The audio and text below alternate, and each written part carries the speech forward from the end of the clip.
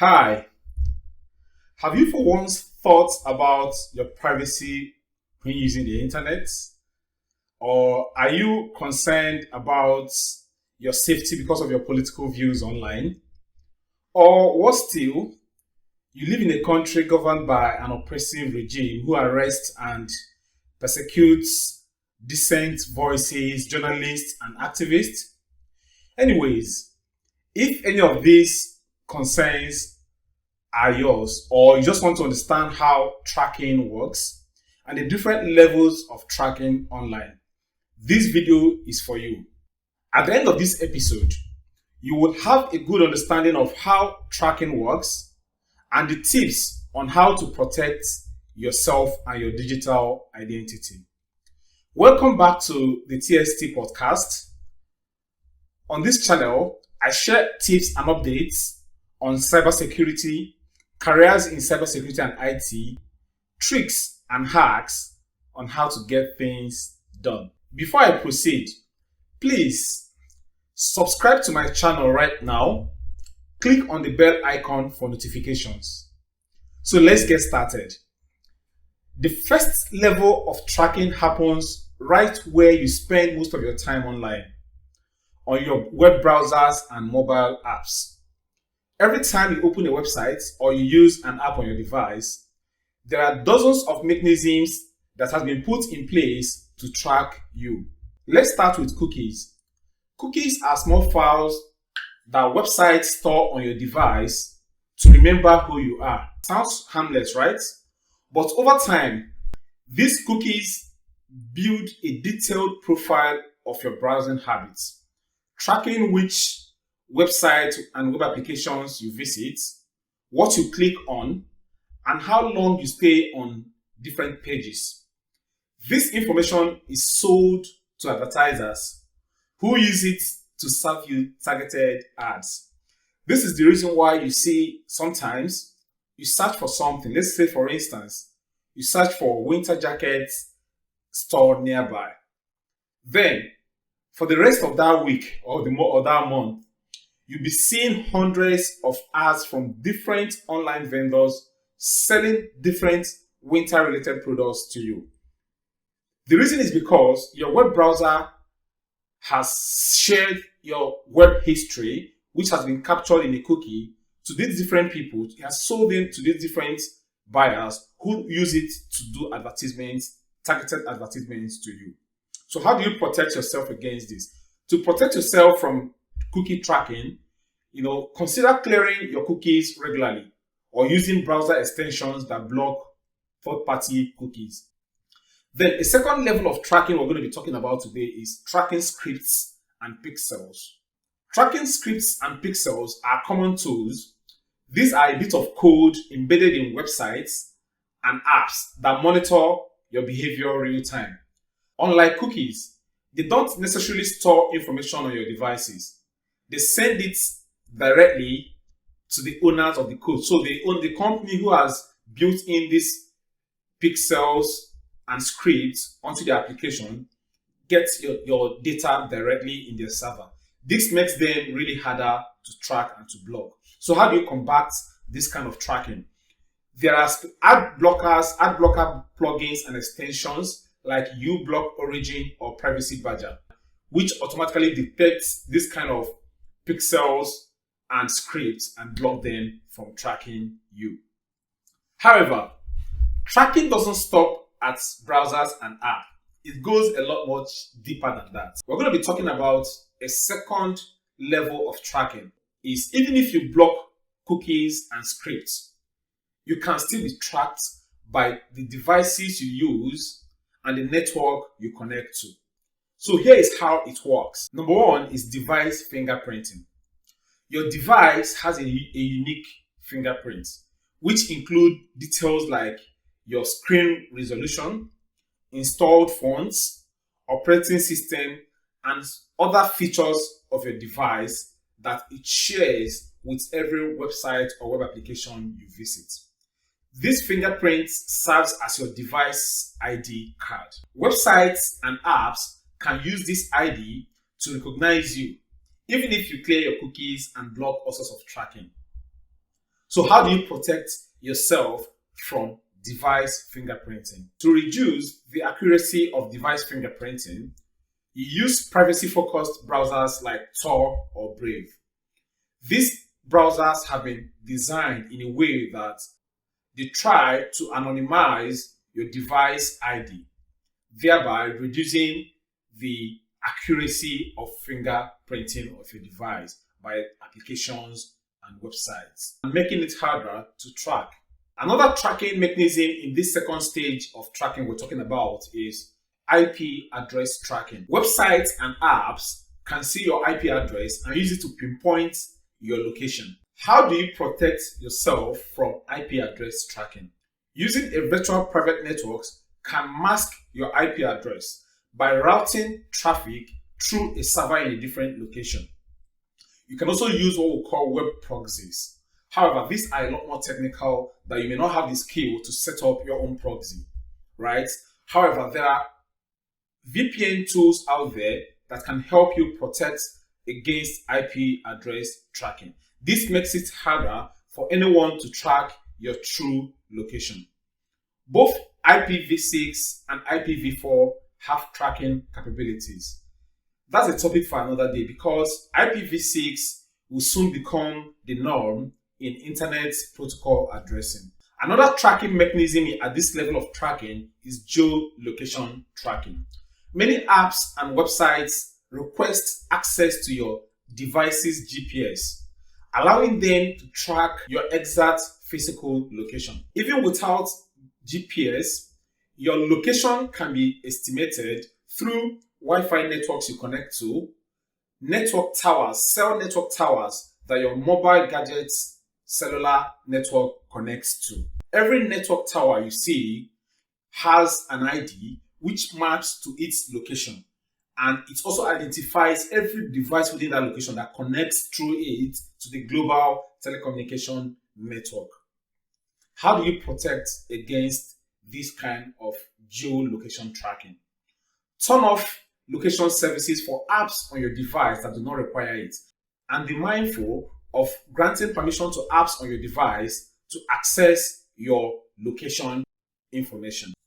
On a broader scale, use privacy-focused tools like Obots or GPS spoofing apps if you are particularly concerned about GPS tracking. However, for high-risk users like journalists and activists, you might consider avoiding using telecommunication networks and cell phones for calls and SMS. I will do a more in-depth video about how telecommunication and cell tower tracking works. Now let's talk about a more advanced and often overlooked form of tracking, OSINT, or open source intelligence, and digital forensics tracking. This is a type of tracking that is often used by cybersecurity professionals, investigative journalists, and unfortunately by oppressive regimes to track dissenting voices. I'm not going to talk about any specific country in this case. So what is OSINT? What is open source intelligence?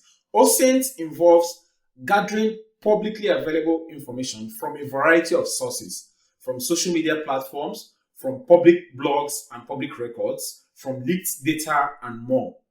Even something as simple as a picture you posted online, or a post you clicked or reacted to, you liked or you commented on online, can be used, as all these have metadata that can give you information about you.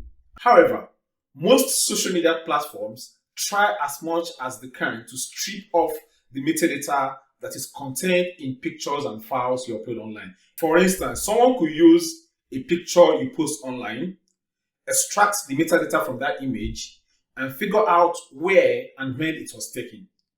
Combine that with other posts you've made, other things you've done online, a complete timeline of your activities can be created from this forensically. Digital footprint forensics involves piecing together all the breadcrumbs you leave behind on your social media activities. This information can be used to create a comprehensive profile of who you are, where you are, or even predict what you might be doing or where you might be going next.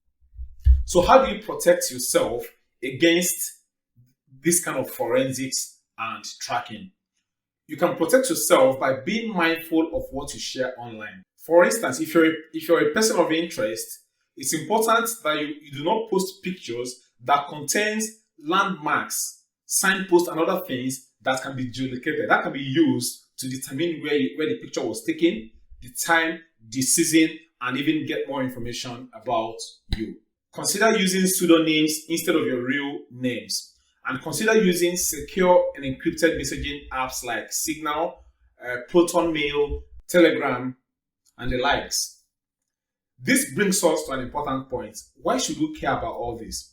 The stakes are high, especially for people living under oppressive regimes. For many of us, online privacy is all about avoiding annoying online ads or keeping your personal life private. But for journalists, activists, and citizens living under oppressive regimes across the world, privacy can be a matter of life and death. Governments with oppressive agendas and tendencies often use the same tracking technologies and techniques that we've discussed above, along with even more invasive techniques to monitor and silence dissenting voices. In many parts of the world, speaking online can result in imprisonment or worse. These governments use sophisticated tracking tools to monitor social media, intercept communications, and even shut down access to the internet. One of the most invasive tracking mechanisms governments have deployed is the use of malware and spyware for tracking dissenting voices and citizens at large. This software is secretly installed on your device without your knowledge, and it monitors everything you do. This is how it works. Spyware and malwares are designed to secretly infiltrate your mobile devices, your mobile phone, your tablets, your laptops, your computers. Once inside, these tools can log your keystrokes, what you're typing on your keyboard, track your location, read your messages, even listen to your phone conversations, take control of your cameras and microphone without your knowledge. One popular example is Pegasus spyware, developed by the NSO group. This spyware has been used by several governments to monitor activists, journalists, and political dissenting voices. It can turn on features in your device without your knowledge. So how do you protect yourself from such invasive tracking methods? Here are a few crucial steps.